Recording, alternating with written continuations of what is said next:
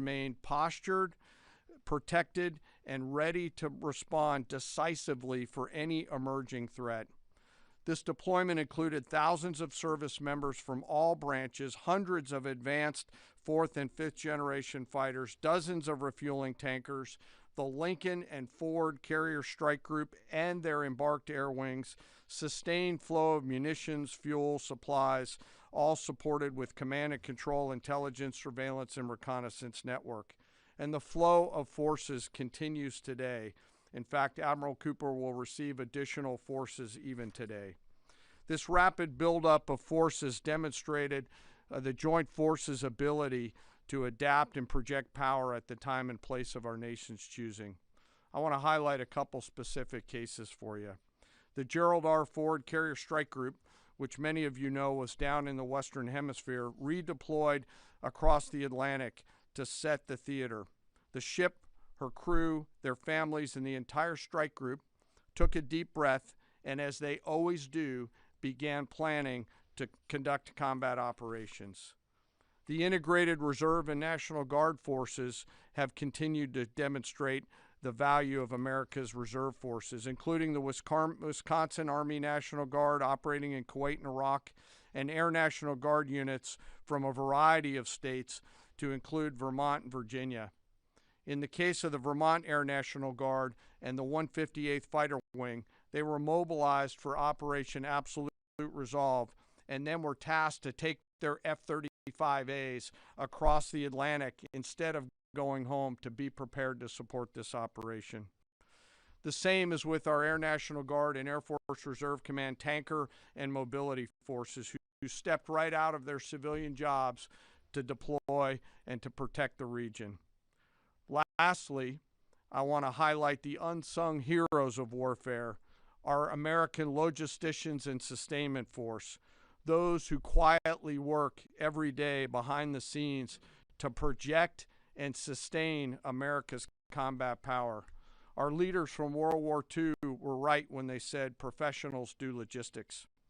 As regional tensions rose, the Joint Force elevated our force protection measures on the order of the Secretary and repositioned discreetly civilians and non-essential personnel designed to ensure the safety and security of our joint force.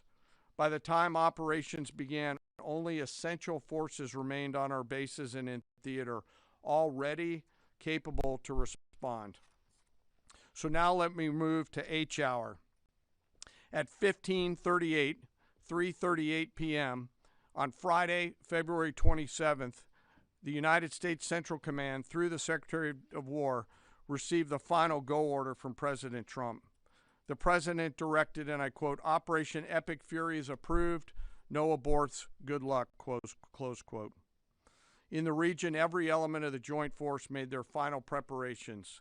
Air defense batteries readied themselves, checking their systems to respond to Iranian attacks. Pilots and crews rehearsed their strike packages for the final time. Air crews began loading their final weapons, and 2 carrier strike groups began to move towards their launching points. Across the globe, our operations centers came alive in Tampa, Florida, here at the Pentagon, and of course forward in the Central Command AOR. As always, operational security was paramount as we sought to maintain and sustain the element of surprise. This operation was highly classified so that at H hour, the enemy would see one thing: speed, surprise, and violence of action. The first movers were U.S. Cybercom and U.S. Spacecom, layering non-kinetic effects, disrupting and degrading and blinding Iran's ability to see, communicate, and respond. At H hour, the beginning of major combat operations, 01:15 local Eastern Daylight Time, 9:45 local AM Tehran time, as dawn crept up across the Central Command AOR, the skies surged to life. More than 100 aircraft launched from land, sea, fighters, tankers, airborne early warning, electronic attack, bombers from the States, and unmanned platforms, forming a single synchronized wave. This was a daylight strike based on a trigger event conducted by the Israeli Defense Forces, enabled by the U.S. intelligence community. The first shooters at sea were Tomahawks unleashed by the United States Navy, closed in on Iranian naval forces, and began to conduct strikes across the southern flank in Iran. On the ground, forces fired precision standoff weapons, measured, deliberate, precise, and lethal. This was a massive, overwhelming attack across all domains of warfare, striking more than 1,000 targets in the first 24 hours. We are now roughly 57 hours into the operation. In the initial phase, CENTCOM's focus was systematic targeting of Iranians' command and control infrastructure, naval forces, ballistic missile sites, and intelligence infrastructure designed to daze and confuse them. Coordinated space and cyber operations effectively disrupted communications and sensor networks across the area of responsibility, leaving the adversary without the ability to see, coordinate, or respond effectively. The combined impact of these strikes, swift, precise, and overwhelming, has resulted in the establishment of local air superiority. This air superiority will not only enhance the protection of our forces, but also allow them to continue the work over Iran. Over the course of the last 2 days, the Joint Force has launched hundreds of missions from land and sea and delivered tens of thousands of pieces of ordnance. The effort continues to scale. This included American B-2 bombers, which again, similar to Midnight Hammer, flew a 37-hour round-trip sortie from the continental United States, dropping precision, penetrating munitions on Iranian underground facilities across the southern flank and slightly deeper. Additionally, Israel has separately executed hundreds of sorties against hundreds of targets. Beyond Air Force and Navy aircraft strike packages, coordinated salvos of precision standoff weapons from across the region have neutralized hundreds of pre-planned targets. As I mentioned earlier, in support of these kinetic operations, U.S. Cybercom and Spacecom have continuously layered effects to disrupt, disorient, and confuse the enemy. I will note that this operation had several combat firsts, which I'll allow at some point in the future Admiral Cooper to talk about since he owns the AOR. While we've prosecuted a relentless offensive campaign, our defense has been equally important. Across the theater, operations have remained steady and disciplined. Once again, our integrated air and missile defense network is performing exactly as it's intended. U.S. Patriot and THAAD batteries, along with ballistic missile defense-capable Navy destroyers, continue to coordinate and execute intercepts with precision and consistency. I wish that every American could hear the voice communications like I have as these joint operations centers remain calm, focused, and cool while executing under fire over and over again. Collectively, these systems have intercepted hundreds of ballistic missiles targeting U.S. forces, our partners, and regional stability. The threat from one-way attack UAVs has remained persistent. Our systems have proven effective in countering these platforms, engaging targets rapidly.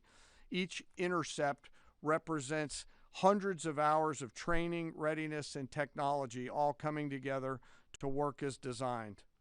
We remain vigilant in the counter-UAV fight. And the defense of the region is not ours alone. As the threat grew, our partners surged in beside us. Air defense batteries in Qatar, the UAE, Kuwait, Jordan, and Saudi Arabia joined the fight, proof positive that years of training, trust, and hard-earned integration pay off. I am aware of the loss of 3 U.S. Air Force F-15Es overnight in the region.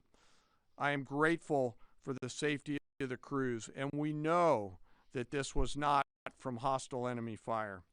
As this matter is under investigation, I'll not comment further on this. Let me close.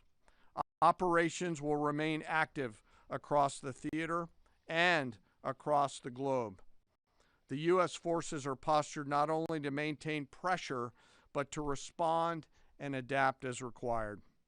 Operation Epic Fury stands as a reminder of what the United States military uniquely delivers: the ability to project power on a global scale with speed, surprise, precision, and overwhelming force when and where our nation requires it. What we've demonstrated over the past several days reflects years of investment in readiness, joint integration, and professionalism of the Joint Force. As major combat operations continue across CENTCOM, we remain engaged globally. America's Joint Force retains the credibility, capacity, and flexibility to respond to any contingency anywhere in the world at any time. To those who would test our resolve or threaten the United States, our allies, or our interests, understand clearly we can reach you, we can sustain the fight, and we can scale the fight, and we will prevail. To the American people, your Joint Force remains steady, frosty, calm, and focused. Your service members are trained, disciplined, and determined. We understand the risks of this mission and the weight of the responsibility that we carry. We also recognize that our families also shoulder the burden at home. You are a part of this too. I am proud today, as I am every day, to stand as a member of America's Joint Force. There is no mission too complex, no distance too great, and no adversary too determined for the men and women who wear our nation's uniform. We mourn our fallen, we honor their families, and we continue our mission with focus, unity, and strength. And now I'm happy to take any questions. Thank you, Mr. Chairman. Right here. Go ahead. Thank you for your time. What percentage of Iranian long-strike capabilities are still in the fight, and what is our exit strategy here, and when will it be deployed? Well, they have long-range strike capabilities, which we are hyper-focused on. The brief we got just this morning, Admiral Cooper knows exactly and precisely what kind of threat matrix he's looking at, the way they might change their techniques, and how we adapt to that.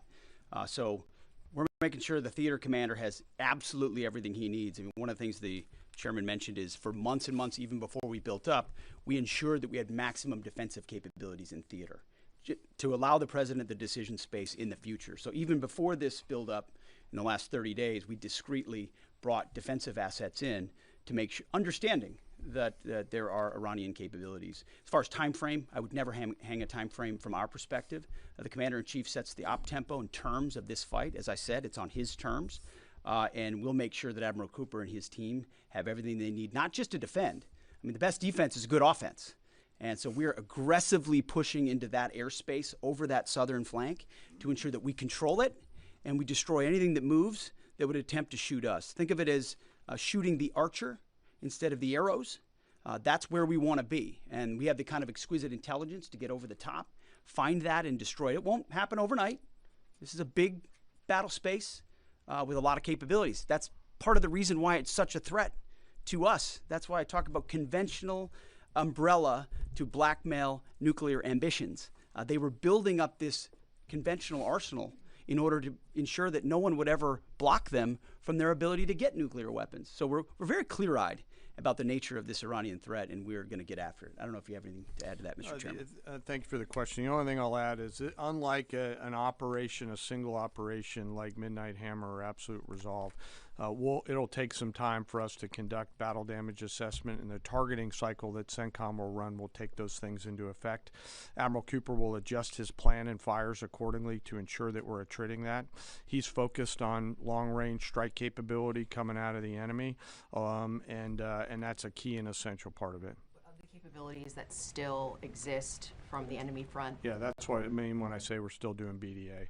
Normally we'd be able to see a singular thing and we'd assess pretty quickly. He's doing offense and assessment simultaneously, so it'll take longer for us to assess than it would in a single operation. Secretary Hegseth, thank you. Reagan Reese with the Daily Caller. Two questions for you. The president said yesterday in his video message that we will leave Iran when we complete all of our objectives. What are our objectives, and can you share more information on how the soldiers who were killed were killed? Well, I laid out the objectives, as did the chairman. They're completely nested. I mean, Iran has an ability to project power against us and our allies in ways that we can't tolerate. So whether that's ballistic missiles and drones, so offensive capabilities, effectively their navy, which would attempt to set other terms and impose different costs, drone capabilities, which we laid out there, and ultimately, though this tying it back to Midnight Hammer, the president has been willing to make a deal. You can't have a nuclear bomb. Radical Islamists can't have a nuclear bomb that they wield against the world. He gave them every single opportunity. Then we precisely took it away.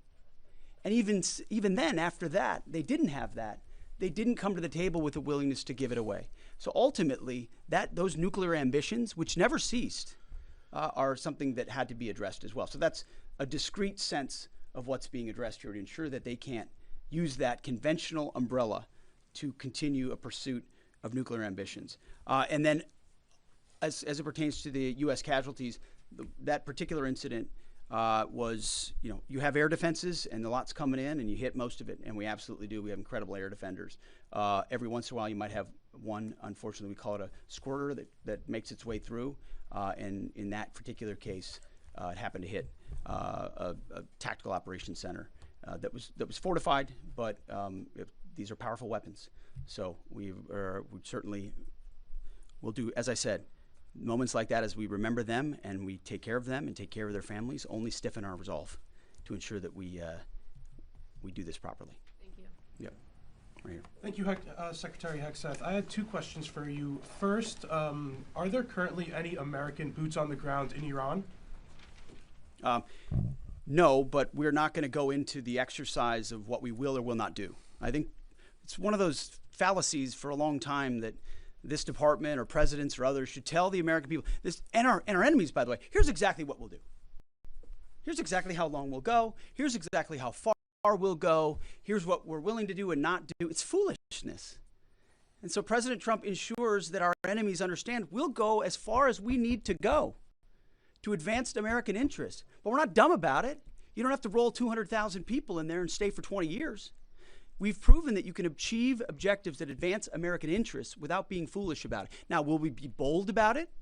Are we willing to be decisive about it? Do we put months and months of planning into what kind of effects we want to achieve? Absolutely. But going forward, why in the world would we tell you, the enemy, anybody, what we will or will not do in pursuit of an objective? We fight to win. We fight to achieve the objectives the President of the United States has laid out, and we will do so unapologetically. Thank you. Is there any significance to Israel carrying out the strike to kill the Ayatollah? And I wanted to know, what was your immediate reaction to finding out about his killing? I think Israel did a great job in the conduct of that operation. President Trump put a 4-week timeline right on here. it. Are you Please. saying that's wrong? Yeah, thank you. You mentioned during the briefing, General Caine, that there would be additional troops sent to the region. Could you say how many troops currently are involved in this operation and how many additional troops are planned to go in this next phase? I don't want to talk specifics because that would tip the enemy off. We have more tactical aviation flowing into theater just based on the time it took to get it out there. I think we're just about where we want to be in terms of total combat capacity and total combat power for Admiral Cooper. One of the things, though, that a commander, he'll consistently assess the trajectory of the campaign. Is he on or off trajectory? And then make an ask of the joint force, which will then develop options for consideration by the Secretary and the President to either increase or in some cases decrease the amount of combat capability that we have over there. I heard the question about 4 weeks. It's the typical NBC sort of gotcha type question. President Trump has all the latitude in the world to talk about how long it may or may not take. 4 weeks, 2 weeks, 6 weeks. It could move up. It could move back. We're going to execute at his command the objectives we've set out to achieve. And what he has shown an ability to do that other presidents can't quite seem to have the aperture to do, well, I mean, Joe Biden didn't even know what he was doing, is to look for opportunities and off-ramps and escalations for the United States that creates new opportunities to execute what we need on our own timeline. So you can play games about 4 weeks, 5 weeks. He has all the latitude, and I'm glad he does, because there's no better communicator than our president expressing those things. Daily Mail. I've been in meetings with the president for the last 2.5 days. We know exactly where his headspace is, and he will communicate as he should exactly what he would like, and we will follow those orders. And I think everything he said on that is right down the middle. Chairman, did you Absolutely. have Yes, right there. Yes, sir. Thank you very much, Secretary. I left my hometown of Sakis in Iranian Kurdistan in 1996. Can you promise that I will be able to return home safely this year? And I have a following question too, please. I appreciate the question. I'm not here to place guarantees on that, but I think the message the president has given has been clear to the people of Iran. This is your moment. The world was seized by these crowds, and then seized by the reality of this regime killing tens of thousands of innocent protesters. So we saw the nature of the regime yet again exposed. We saw many of the Iranian people seek a change there. This is their moment to take advantage of it, for sure. You served in Iraq and know that no American soldiers were killed in Kurdistan. The Kurdish people are very pro-American. Will you continue protect Kurdistan and Peshmerga as loyal ally of the United States? Why I'm asking this question? Because now Kurdistan is under attack by Iranian drones and by proxies in Iraq and on the region. I think I can speak to allies generally in the region who we've been in constant communication with. We've been standing shoulder to shoulder with them, and we appreciate their capabilities. Absolutely. Yes, right here. Hi, thank you. Cameron Arkin with the Daily Wire. My question is about some of the domestic threats, if any, regarding this right now. Have there been any concerns about Iranian sleeper cells, and kind of what has the Trump administration been doing to kind of monitor these threats? Across the interagency, in full coordination, of course, we're paying attention to any potentialities there. This is a former regime, a regime that seeks to export that ideology and try to sow terror. We're ready for that. We've seen these types of folks before, and the American people can rest assured that we're vigilant on that. Right here. Secretary, thank you. Kind of a follow-up on that last question. There was just this, what appears to be a terrorist attack in Austin yesterday. How does that change the operation at all? What effect does that have? And it doesn't change the operation at all, and I know the authorities are executing exactly the way they should. Secretary Hegseth, and one for Chairman Caine as well. I understand, to your point here, that you don't want to broadcast everything for our adversaries to hear, but the American people also want to know what they're sending their men and women to war for. Is there a concern of this spiraling into a longer war? And then one for the chairman when you're done. Did you not hear my remarks? I mean, we're ensuring the mission gets accomplished, but we are very clear-eyed, as the president has been, unlike other presidents, about the foolish policies of the past that recklessly pulled us in to things that were not tethered to actual clear objectives. So we know, we have plans, we have generals, we have chairmen, we have commanders, CENTCOM commanders, Admiral Cooper, who's executing very deliberately to ensure outcomes that I laid out are accomplished. But we would never, in front of a press pool, lay out how long that may take. The mission for our warfighters, which is what matters to us, is very, very clear. And they're executing it right now violently. And just for the chairman quickly, I have one for the chairman. You said this is not a one-night operation. It will take time to achieve the goals. What would be the goal line here for you? I think the Secretary laid out the military objectives, and that's what we execute against, is the military objectives. Last one right here. Thank you, sir. As you've said, there are a large amount of U.S. service members that are in harm's way right now. What is your prayer for them? First of all, my prayer for them is that I do pray for them. My wife prays for them. Our family prays for them. Our cabinet prays for them. None of this is done on a whim. Having been in their boots, having been in their shoes, having been in their flight suits, I know we think about them with every decision that we make and every recommendation that we make to the President of the United States. Those recommendations are made prayerfully. And when I pray every day for them and for this mission, I pray simply for the biblical wisdom to see what is right and the courage to do it. It's going to take courage to follow through on this. There's going to be a lot of noise, and we pray for that, and we hope all of you do as well. Thank you very much. Appreciate it. Thank you.